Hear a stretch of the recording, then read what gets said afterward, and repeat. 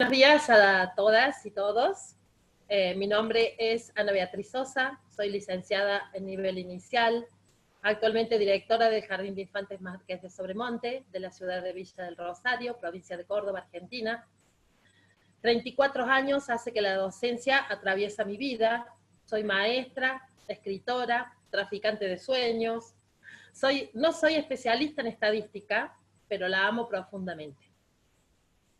Escribí esto para mí y para compartirlo con respeto a ustedes. Primero lo iba a hablar, pero después todos los que escribimos usamos palabras, giros, cosas calentitas, una coma, un punto suspensivo hace la diferencia. Entonces, para no perdernos de todo eso, es que decidí leerlos. Así que bueno, con respeto hacia ustedes, mi experiencia de vida. Hoy quiero compartir este escrito al que titulé Una historia de vida a través de la escuela y la estadística. Voy a contar un poco esta historia que mucho tiene que ver con la estadística. Diría que forma parte de mi vida en todas sus dimensiones. Comienza 20 años atrás, con una carrera de grado, transitando una materia interesante llamada estadística, aprendiendo conceptos, realizando trabajos de campo, proponiendo una tesis que no quería que fuera cualquier investigación, que quedara guardada después de recibirme, sino que aportara algo potente a la educación. Entre los desafíos más grandes y en los que ponemos más miedo los maestros, es en la enseñanza de la matemática. Pero muchas investigaciones ya circulaban, en los diseños curriculares aparecían contenidos explicitados, pero en estadística no había contenidos propuestos. Y como a mí me hacen ruido los desafíos, me gusta ir siempre por el camino difícil, es que esta investigación fue por ese lado, bajo la tutela de mi directora de tesis, Gabriela Cabrera. Y así empieza esta historia, leyendo a Carmen Batanero, que decía: si la estadística es la ciencia del siglo XX, entonces el siglo XXI seguramente será el de la educación estadística. ¿Te acordás, Gaby? Comenzando la investigación, pocos antecedentes encontramos sobre educación estadística desde edades tempranas. Fishbein, Nelder, Piaget. Después de leer y estudiar sus aportes, empezamos a inventar una manera de hacer llegar estos aprendizajes a los niños. Teníamos la certeza de que era posible. Algo interior nos impulsaba a probar cosas nuevas. Es así que inventamos, yo le llamé batería de actividades, un tipo de test basados un poco en el impacto que en el jardín de infantes tenía en ese momento las investigaciones de Piaget. Y empezamos a poner esas actividades a pruebas en los distintos jardines de la ciudad. Fuimos por los 4 jardines de infantes que hay en esta ciudad. El nivel de concreción de las actividades fue bueno, o quizás muy bueno, pero no la excelencia que capaz queríamos. Pensé en ese momento en que debería aplicar estas pruebas dentro del aula, y en la reflexión y en la autoevaluación que nos hicimos sobre estas pruebas nos dimos cuenta que estaban fuera de un aula real. Estaba faltando el contexto. Claro, algo muy crucial en el paradigma pedagógico en el que teníamos puesta la mirada. La investigación dio un vuelco rotundo. Y con esto no quiero desmerecer el proceso que realizamos a través de estos test. Ellos nos hicieron ver que si queríamos potencia, debíamos ir al aula y trabajar en su contexto. Proponer situaciones problemáticas a resolver a través de las herramientas que nos otorgaba la estadística. Y así nacieron las macrosituaciones. Es así que una siesta salí con mis chicos de sala de 5 años a la calle a relevar el espacio y descubrir su arquitectura. Con plano en mano, con 3 crayones de colores y un lápiz negro para anotar, así comenzó esta historia en el aula. Así, esta primera patrulla, como la llamamos, se replicó año a año en cada sala de nuestro jardín de infantes. Patrullas que censaron árboles y forestaron, que trabajaron agendas de cuentos, pictogramas y biblioteca, la huerta y el clima en el uso del calendario. El álbum de figuritas se hizo presente como recurso potente. Se vieron a diario tablas de doble entrada, diagramas de árbol, guardas de otoño y de aborígenes, collares en primavera, banderines en las fiestas, con sus patrones repetitivos y recursivos. Combinaron comidas saludables de un menú o una ensalada de fruta y fueron puntapié para trabajar combinatoria. Año tras año, cada unidad didáctica, cada proyecto áulico e institucional, estaba presente la alfabetización científica y nunca más pudimos prescindir de ella. Aprendimos a recoger datos, a registrar, organizar, interpretar pictogramas, comunicar con gráficos, pero por sobre todo aprendimos el significado del sentido, del para qué quería los datos, para qué registrar o comunicar, siempre para resolver una situación que nos llevara a soluciones de un problema real en el contexto. Durante mucho tiempo se pensó que la enseñanza de la matemática en el nivel inicial era solo a través de los juegos. Es así que las innumerables propuestas que encontramos durante mucho tiempo era solo eso. Si bien son propuestas válidas, no es el único camino. Debemos pensar también en el significado de la resolución de problemas y preguntarnos qué lugar ocupa o ocuparía la clase de estadística en el seno del jardín de infantes. Debemos pensar en replantearnos que los niños, además de jugar, deben enfrentarse a desafíos constantes de resolución. ¿Cómo hacer para que pueda ir elaborando diferentes estrategias frente a situaciones planteadas y saber que estas estrategias no son solo para resolver el aquí y el ahora, sino que son la base para resolver los problemas de la vida real?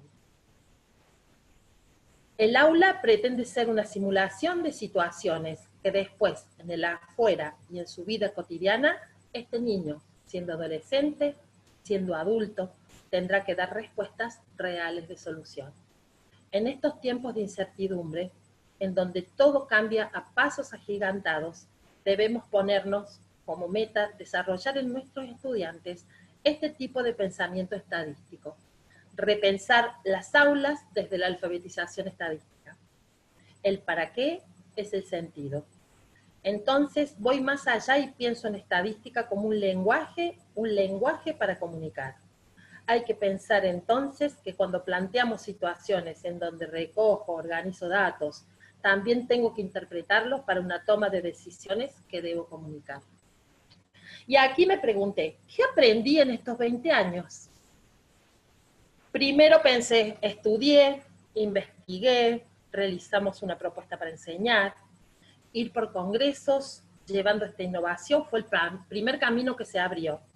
Mientras en mi escuela experimentábamos estas experiencias gratificantes, los niños aprendían cosas difíciles, pensaban soluciones, se desafiaban a aprender más, entendiendo naturalmente este lenguaje. Estando en un congreso, en ICOT 7, en San Salvador de Bahía, recibo una mala noticia familiar y debo volver a casa. Tiempos devastadores emocionalmente, culpé a este quijotismo de enseñar algo que no se enseñaba, pero que creía en el camino. Tiempos en los que pensé, acá acabó esta batalla de molinos de viento. Años venideros en los que nada tuvo que ver con congresos, con ponencias, tiempos en los que la vida del aula fue el único espacio que amparó estas pérdidas, pérdidas físicas, emocionales y también pérdidas profesionales. Un día del 2020, en plena pandemia, Gabriela me invita a este conversatorio y desde ese día hasta hoy solo fue un periodo de reflexión personal y profesional.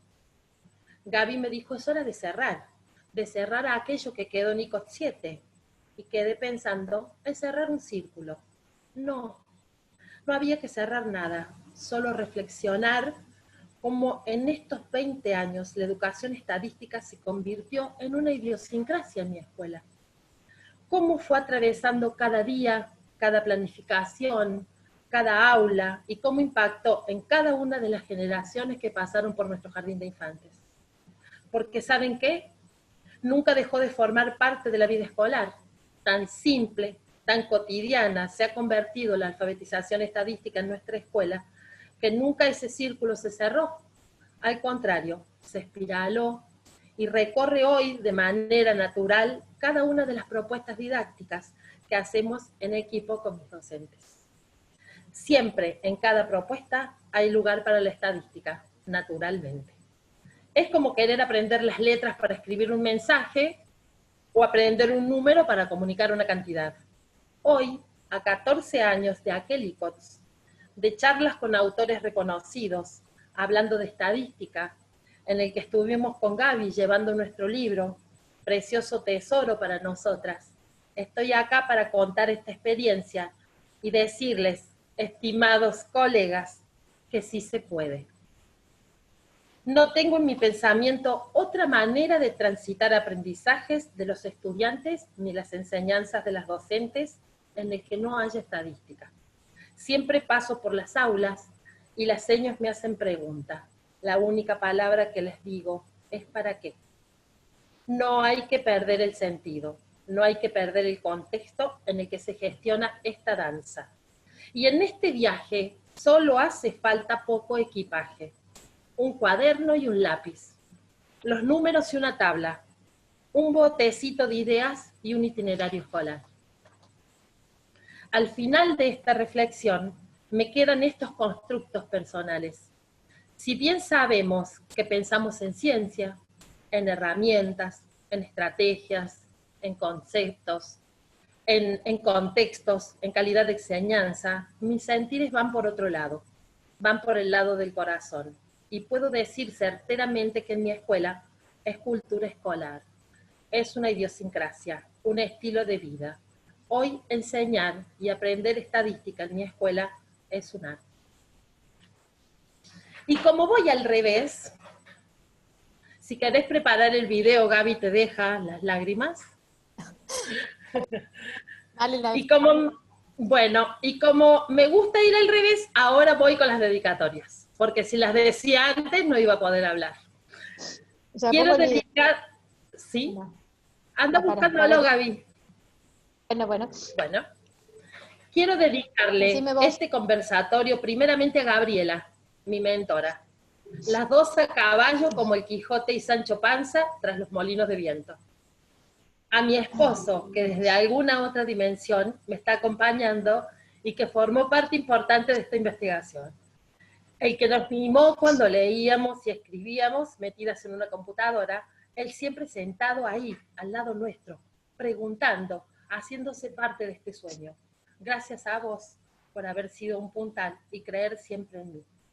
Y también especialmente dedicarle este tiempo a tus papás, Gaby, que nos cebaban los mates, que me recibían con tanto cariño y también creyeron que era posible. Y gracias al universo por esta lluvia de madrugada que me inspiró en esta dedicatoria. Y muchas gracias por todo el respeto que sentí en estas jornadas. Video. Muchas gracias, Ana.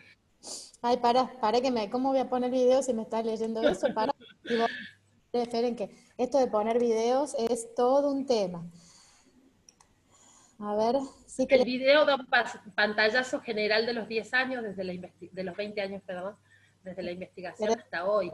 Tengo abierto, espérame un segundito. Lo abro porque tenía tantos abiertos. Ahí está. A ver, para mí esto. Ahora sí, no se puede seguir con tanta emoción, pero ténganme un poquito. Llore. Ahora bueno. Ahora creo que sí. Ahí está. A ver. Ahí estamos. Esperen un minuto. Que esto de los videos. Ahí va.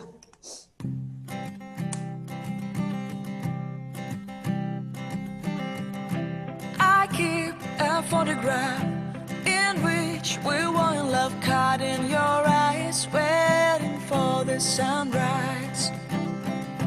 I barely even knew who you were, what did you do, I didn't care, 'cause you were perfect, I swear. But somebody told me that it's over, oh no, it's true, you made me happy for a while. I remember fleeting times when we slept on top of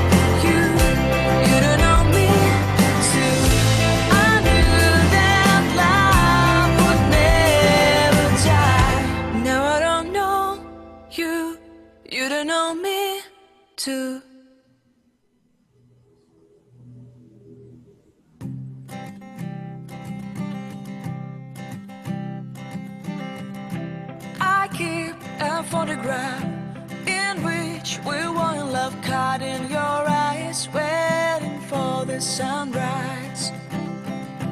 I barely even knew who you were. What did you do? I didn't care, 'cause you were perfect, I swear. But somebody told me that it's over. I know it's true. You made me happy for a while. I remember fleeting times when we slept on top of cars. Now I don't know you, you don't know me too. I remember fleeting times when we watched the sparks of fire. Now I don't know you, you don't know me too.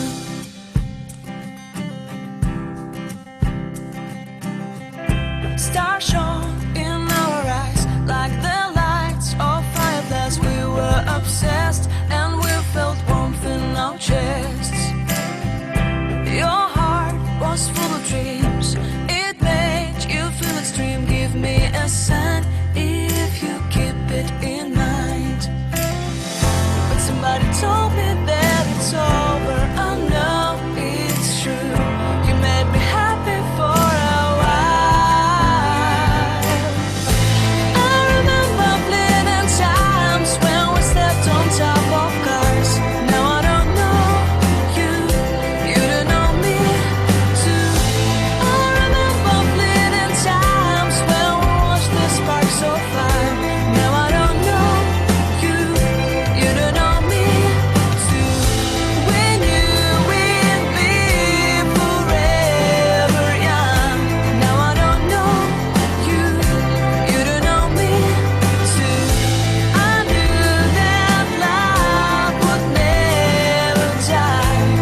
Now everybody's on their own.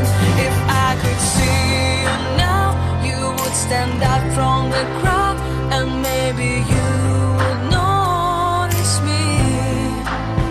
Then our eyes would meet, I would feel my heart beat. When you looked and smiled at me, back then our love was so strong. We wanted this to go on, but now it's only a pleasant memory. If I could see you now.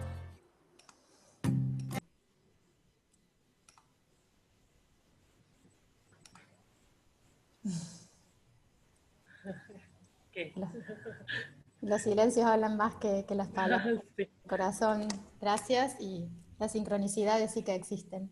De corazón, muchísimas gracias. Le decía a Ana que mirando los videos, digo, porque yo después de un tiempo, bueno, me fui para la universidad, y si bien el terciario siempre estuvo, esos años desde el 2000 hasta el 2006, fueron muy intensos, porque íbamos con las chicas del terciario a trabajar ahí todos, y probamos actividades y diseñamos que no había en ningún lado, porque ahora las veo en los artículos de Claudia Alcine, que ayer veíamos, y nosotros ya en el 2000 las hacíamos, y no teníamos ni director o sea, era todo, ese ICO 7 fuimos como jardín de infantes sobre monte, no estábamos en la universidad, yo estaba en un terciario, Ana estaba en el jardín, y éramos las únicas que habíamos llegado con el cartel Jardín de Infantes entre universidades. Entonces, siempre digo, hay que animarse, ir y darle para adelante. Y veía, digo, wow, esos niños tienen hoy 23, 24 años, y los otros que están siendo ahora, y todo lo que has transcurrido, Ana, el camino que has hecho, de todas tus maestras, tu equipo docente tiene esa impronta.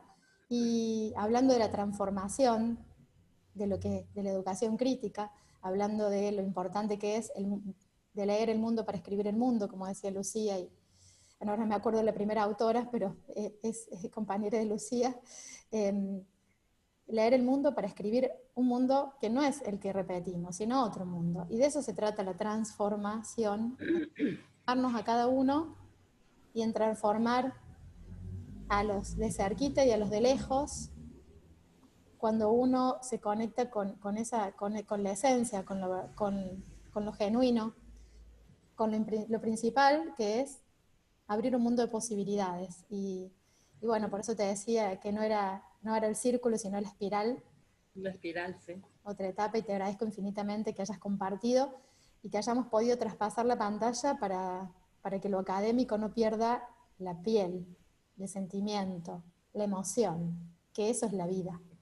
Y gracias por permitirnos sentir la emoción, que parece que la estadística nunca te va a emocionar, porque te miran esa estadística, bueno, evidentemente que sí que nos podemos emocionar, que sí que... Nos emocionó todo el tiempo, Gaby. Así que bueno, infinitas gracias, gracias por compartir. Gracias. Y bueno, empieza, como decía recién, otro camino.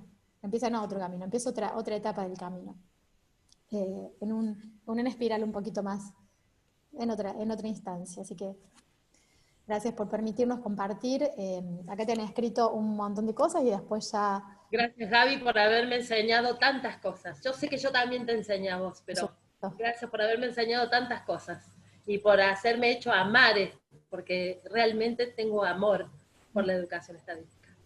Realmente, me encanta, es como, me satisface plenamente. Yo soy un poco artista, creativa, escribo, pinto, todo ese tipo de cosas, pero y cuando hacemos estadística y creamos actividades, me siento igual que cuando pinto, cuando escribo, es lo mismo, es la sensación de la creación, y que siempre estuvimos creando para este proyecto.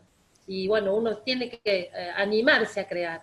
Y no importa que uno se equivoque, porque en la equivocación uno tiene que pensar en ese constructo del error, ¿no? Que uno cuando se equivoca también va aprendiendo, porque se da cuenta que se ha equivocado y vuelve. Nosotros también nos equivocamos, fuimos, volvimos, y fuimos por diferentes caminos, y a veces hicimos 1, 2, 3 veces las mismas cosas, porque nos dábamos cuenta, bueno, porque cuando la poníamos en juego dijimos, no tuvimos dado cuenta de esto. Entonces, bueno, eso. Y lo otro que quería dejar, que también lo dijeron ayer, y también acá cuando iban apareciendo los mensajes, alguien dijo del valor y del respeto hacia los estudiantes, hacia los niños. Y bueno, nosotros en nuestra institución y como personas también valoramos mucho y respetamos mucho al niño. Estamos por sobre los derechos de los niños. Entonces, nunca hemos menospreciado esa cabecita que piensa, que resuelve, que da ideas, que crea, que innova, que expresa. Entonces, bueno, hay que animarse, nada más. Bueno, muchas gracias, Ana, y hay un montón de comentarios, léelos ahí tranquila. Ahora los voy a leer tranquila. Gabriela, ¿puedo decir una cosita chiquita? Yo quería agradecerle a las dos por el trabajo. Sé que las conocí en ICOT, justamente ahí nos conocimos. Ahí nos conocimos. Y sé de todo el trabajo que han hecho. Y mientras miraba el video, pensaba que alguna vez con una de mis compañeras somos muy fanáticas de Danny Benzi, un autor israelí que trabaja con niños también. Y yo veía lo que habían hecho ustedes y es exactamente lo que hace él, solamente que él publica y ustedes también publicaron, pero no tuvieron la misma difusión. Entonces, vuelvo a decir lo mismo que dije ayer. No hay que quedarse cuando el trabajo es serio, cuando el trabajo es sistemático. Hay que buscar las maneras. Hoy en día, afortunadamente, hay más espacios que hace 20 años. Y publicar, pero no por el hecho de publicar, sino por el hecho de que cuando se publica o cuando se muestra el trabajo que se hace, se brinda idea para otros. Y son ideas hechas por nosotros en nuestro idioma, y entonces eso ayuda mucho, porque los trabajos de Dani son espectaculares también, pero están en inglés y hay que traducirlos para que lleguen a otros. Entonces es precioso esto que hacen y está buenísimo que lo muestren. Y a los demás, que seguro estoy convencida que hay muchos que hacen muchas cosas lindas, les digo que se animen. Seguramente. Gracias. Muchas gracias, Lili. Vamos a ir por la tercera edición del libro, y en realidad en ICOT 22 además de lo que hacemos, pues Liliana es mi directora de tesis, así que evidentemente ese ICOT 7 tenía mucho preparado en nuestros caminos, ¿no? para muchos. Entonces, bueno, ahora para continuar, y tenemos un montón de experiencias hermosas, vamos con Noé Bertorello, que también fue un placer ser evaluadora de tu tesis, y allí dije, tenés que compartir esto porque es también precioso. Así que después vamos a tener un tiempo de debatir, y sino que para que no se nos vaya, vamos Noé, escuchamos. Hola, buen día a todos. Bueno, primero qué difícil seguir después de todo el trabajo de Ana, así que bueno, vamos a hacer lo posible. Y segundo, gracias Gabriela por la invitación. Voy a ver si puedo compartir la pantalla.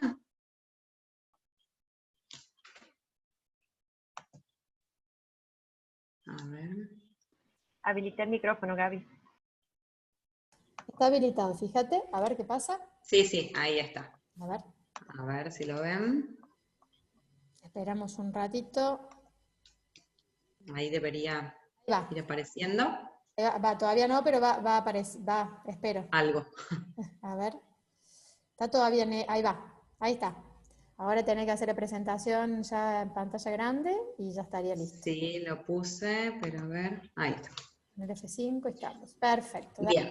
Bienvenido. Bueno, como dijo Gabriela, mi nombre es Noelia Bertorello, soy profesora de matemática y hace poquito defendí mi tesis para obtener el título de magíster en didácticas específicas con orientación en matemática, así que bueno, ese es el motivo por el cual hoy estoy acá. Y tesis en la cual dirigió la doctora Liliana Tauber, y bueno, Gaby fue una de mis evaluadoras. Ambas carreras las cursé en la Facultad de Humanidades y Ciencias de la Universidad Nacional del Litoral, en Santa Fe, y actualmente me desempeño como docente de educación secundaria y superior, particularmente en la formación docentes de educación primaria. Bueno, y este es el colegio en donde se aplicó la propuesta que les voy a compartir el análisis que realicé. Me interesaba trabajar o estudiar qué es lo que se estaba haciendo en las escuelas. Entonces, bueno, me propuse analizar la idoneidad didáctica de una propuesta de enseñanza de educación primaria que requería el uso de la estadística. Entonces, bueno, el primer paso que tuve que dar fue ir a las escuelas y ver cómo estaban trabajando la estadística, qué materiales había, las planificaciones. Cuando me pongo a hablar con las docentes, ellas me comentaban que no enseñaban estadística. Entonces, bueno, ahí se presentó mi primer inconveniente, porque yo tenía en la cabeza que quería analizar, porque era el primer análisis que yo hacía, y justamente como recién decía Ana también, para poder ir mejorando las prácticas y poder aportar algo a esta enseñanza. Entonces, bueno, por eso me enfoqué en eso.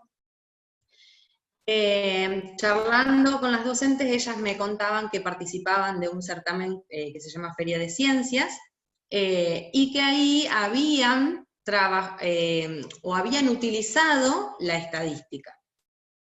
Entonces, bueno, me mostraron la planificación, era una planificación de ciencias naturales, en la que se tocaban diferentes temas de las ciencias, los procesos de fotosíntesis, los pigmentos de las plantas, y bueno, ahí hay una foto del trabajo de campo de los alumnos, que lo denominaron el curioso caso de las plantas moradas. Bueno, un primer punto aquí para tener en cuenta es cómo la estadística se utiliza como herramienta para las demás ciencias. Eso fue lo que más me impactó, que de decir que no enseñaban estadística a utilizarla para las ciencias naturales. El marco de referencia que usé para este análisis es el enfoque ontosemiótico de Godino, en realidad una adaptación de ese enfoque, ya que de las 6 facetas que él propone, yo solamente me quedé con 3, la ecológica, es decir, analizar cómo ese proceso de enseñanza y aprendizaje se ajusta o no al contexto de los chicos, al entorno. la faceta mediacional, es decir, los medios utilizados para ese proceso, los recursos, y la faceta epistémica, ya más específico de los contenidos, y para ello se elaboró un marco de referencia con el cual íbamos a analizar la faceta epistémica pretendida, es decir, la planificación de la docente, y su implementación.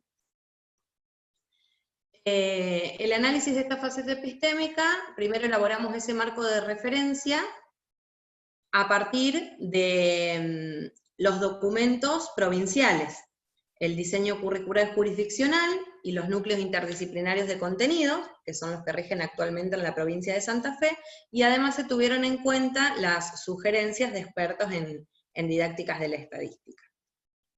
A partir de todo eso, se elaboró un holo significado, es decir, se destacaron aquellos contenidos y las formas de abordarlo, específicamente para cuarto grado, que es el año en donde se aplicó la propuesta de enseñanza.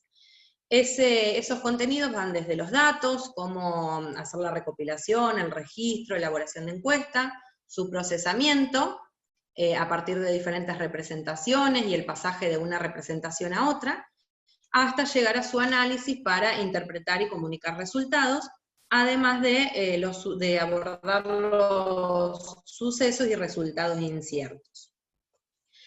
Y además de estos contenidos se analizaron cuáles serían las situaciones y problemas que se deberían promover, qué tipos de lenguajes utilizar, si son variados, utilizar la tecnología, si el lenguaje es adecuado al nivel, elementos regulativos que tienen que ver con las definiciones, propiedades que utilizamos, argumentos, qué tipos de pruebas se utilizan, de fundamentaciones, y las relaciones que se establecen, ya sea entre las definiciones, entre definiciones y propiedades, relaciones con el contexto.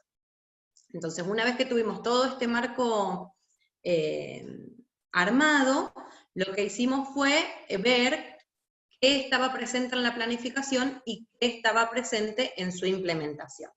Entonces, acá tenemos la planificación de la docente en relación a los contenidos, vemos que son todos contenidos correspondientes al área de ciencias naturales. En la planificación también pudimos observar diferentes experimentos. Acá hay uno donde los alumnos tenían que comparar las plantas verdes y las moradas, y ver qué ocurría a medida que se la privaban de diferentes factores, como por ejemplo si le sacaban la luz, si le sacaban el agua, el dióxido de carbono, y tenían 2 plantas de control. Entonces los alumnos iban registrando, o sea, la idea de la docente era que los alumnos vayan registrando diariamente lo que veían. Por otro lado, se vieron actividades donde los alumnos debían observar un video y luego plasmar lo que allí pudieron ver en un gráfico que la docente prevé que sea del siguiente estilo.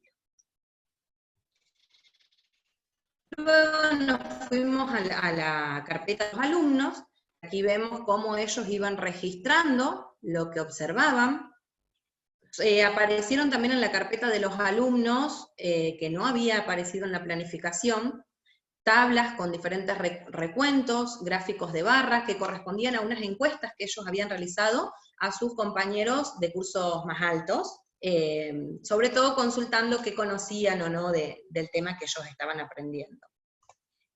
Se observa también otro experimento, que es una cromatografía, en donde ellos analizaban los pigmentos que tenían las plantas verdes y las moradas, y hacían una representación de lo que veían allí. Bueno, entre otras actividades. Entonces, lo que hicimos acá fue hacer un recuento de las diferentes componentes. En la primera columna pueden ver el significado de referencia que tuvimos en cuenta, y cada una de sus componentes.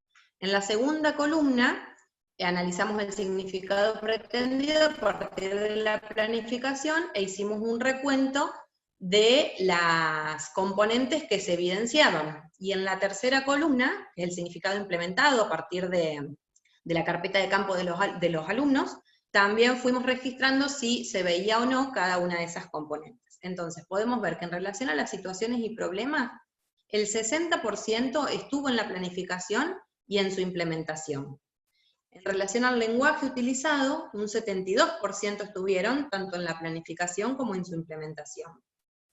En relación a los elementos regulativos, las definiciones, propiedades, vemos aquí que en el significado pretendido, es decir, en la planificación, se observan un porcentaje menor, pero sin embargo, cuando vamos a la implementación, se observa un 50%.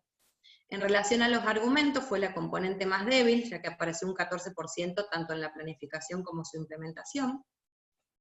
En cuanto a las relaciones establecidas, se observó un 53% en la planificación y un poquito más en su implementación. En cuanto a los contenidos de estadística que surgieron en esa propuesta, se observó un 50% de los contenidos que se proponen para cuarto grado, y en su implementación un 75%, que esto fue lo que más me llamó la atención, porque la planificación no estaba destinada al trabajo de esos contenidos estadísticos. En relación a la faceta ecológica, es decir, si se adaptaba esta propuesta o no al entorno, a la institución, vemos, acá les presento una tabla en donde nuevamente están todas las componentes, con sus indicadores, y en la última columna si se observaban o no en la planificación y su implementación. Podemos ver que solamente una no se observó, que tiene que ver con las conexiones intra e interdisciplinares. Y acá quiero aclarar, no es que no se observó porque no estuvo presente, porque de hecho vemos como la estadística fue una herramienta para las ciencias naturales, sino porque no se tuvo en cuenta en su abordaje. En relación a la faceta mediacional, nuevamente les presento la tabla que usamos para el análisis, donde la primera columna tiene sus componentes, sus indicadores, y en la última columna si se registró o no. Vemos que, por ejemplo, las definiciones y propiedades son contextualizadas y motivadas utilizando situaciones y modelos concretos de visualizaciones. Y acá pusimos que no, nuevamente porque no se hizo en relación a la estadística, no porque no haya estado presente. Y tampoco se evidenciaron en relación a los tiempos de enseñanza para los contenidos estadísticos. Entonces, bueno, ¿qué conclusiones llegamos? Que los docentes indican no enseñar estadística en la educación primaria, pero vemos que aunque sea de un modo inconsciente y poco profundo, no solo se enseña, sino que se hace estadística. En la planificación y en su implementación se contemplan ideas fundamentales de la estadística, aunque se deben pulir para realizar un abordaje mucho más profundo, más crítico. Entonces aquí nos preguntamos si los contenidos de estadísticas pueden dejarse de lado para priorizar otros, que es lo que a veces ocurre, y bueno, vemos cómo la estadística inevitablemente es una herramienta para otras ciencias. La mayoría de los aspectos pretendidos por la institución se vieron reflejados en lo que realmente se implementó, y se observaron en el trabajo de campo actividades y contenidos de estadística que no estaban previstos en la planificación. O sea que surgió más de lo que se esperaba trabajar.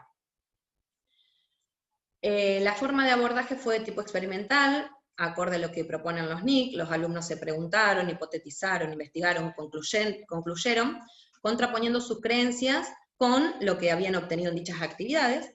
En este sentido, coincidió el significado institucional de referencia con lo que se pretendía y con lo que se implementó. Aunque esos procedimientos fueron un poco más débiles en relación a la estadística. Los recursos materiales presentaron un nivel de adecuación bajo porque no se aprovecharon para el contenido estadístico. Si bien la propuesta es muy rica, aquí se podría haber profundizado un poquito más. La cantidad de alumnos, horarios y condiciones del aula fueron adecuadas. El proceso de estudio se ajustó al proyecto educativo, a la escuela, a la sociedad y a los acondicionamientos del entorno. Entonces, bueno, con todo esto pudimos hacer una valoración de la idoneidad didáctica, y acá lo representé, también tomando la idea que propone Godín o Rivas, a partir de un triángulo, en el que el triángulo Bordeaux indica la relación ideal que debería haber entre las tres facetas, epistémica, ecológica y mediacional. De allí se trazaron las bisectrices de los ángulos, y en la intersección se representa el 0%. Y de allí a los vértices va aumentando el porcentaje. Entonces, En azul se representó lo que realmente estuvo presente. Vemos que en la faceta epistémica y mediacional estuvieron presentes en un 50%, mientras que la ecológica más del 75%. Eso nos da origen al triángulo azul, y vemos que aquí el proceso presenta una idoneidad media-alta, más si consideramos que el objetivo de enseñanza de la misma no era la estadística, que eso fue lo que más me llamó la atención. Entonces, como alcances de este análisis y de este estudio, podemos confirmar la necesidad de incluir la enseñanza tanto de la estadística como de la probabilidad desde edades tempranas, que bueno, de hecho vemos cómo se está haciendo, para avanzar desde niveles informales hasta lograr un pensamiento estadístico. Puede resultar de relevancia para la investigación en didáctica de la estadística y aportar información de interés para quienes se encargan de desarrollar el currículo escolar y para los docentes, y además para las propuestas interdisciplinarias que se fomentan o deberíamos fomentar en la educación. Una de las limitaciones de este trabajo fue que solo se analizaron 3 de las facetas que propone el enfoque ontosemiótico, y que, por ejemplo, no se observó el proceso de evaluación que tuvo esta propuesta. Y entonces, como acción futura, podría ser analizar esas facetas que quedaron sin estudiar, y, que es la que a mí más me interesa, reelaborar esa propuesta y aplicarla teniendo en cuenta las ideas fundamentales de la estadística. Creo que eso sería muy rico y es mi objetivo final para todo esto. Así que bueno, a continuación puse la bibliografía por si después a alguno le interesa poder compartirla. Así que bueno, muchísimas gracias.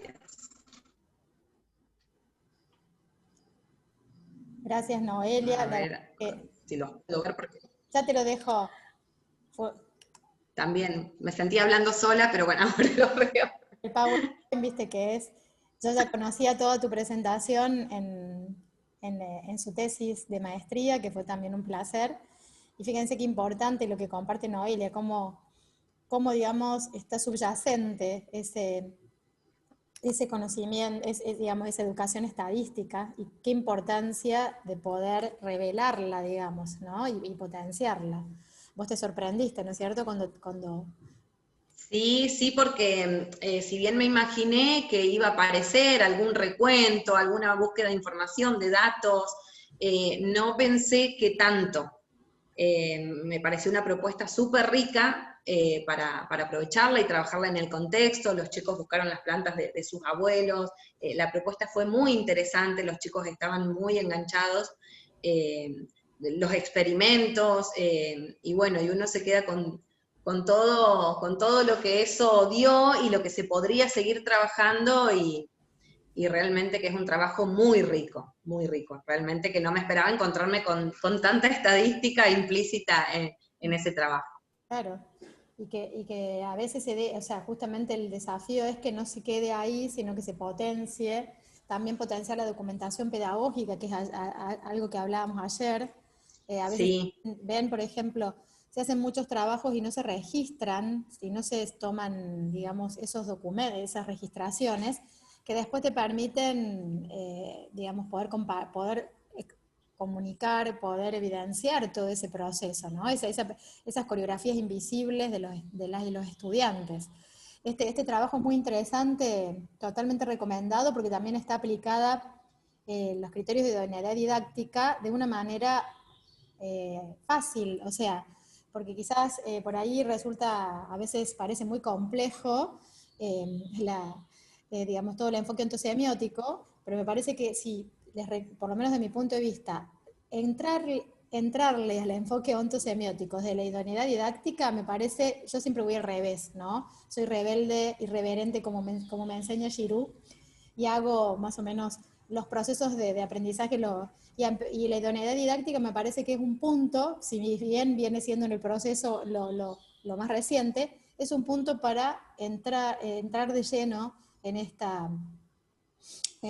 enfoque, y nos ayuda a valorar el proceso de una clase valorarla con herramientas científicas, ¿no? Es decir, viste que... Claro, y a partir de allí decir, bueno, a ver, ¿desde qué lado, desde qué perspectiva puedo fortalecer esa propuesta que ya de por sí es muy rica, pero bueno, ¿qué aristas me están faltando abarcar para que eso se vaya mejorando y esa coreografía justamente se vaya perfeccionando desde lo invisible también? Claro, ¿vos tenés el link para que lo puedas compartir? ¿A tu link ¿está publicada tu tesis ya o todavía no? No, Ah, bueno, no, todavía no, la tengo en tarea. el armario todavía. Bueno, Lleva todo un proceso, Gaby, en la universidad para... Me imagino que el año que viene tanto la tesis de Noelia como la de Silvana van a estar colgadas.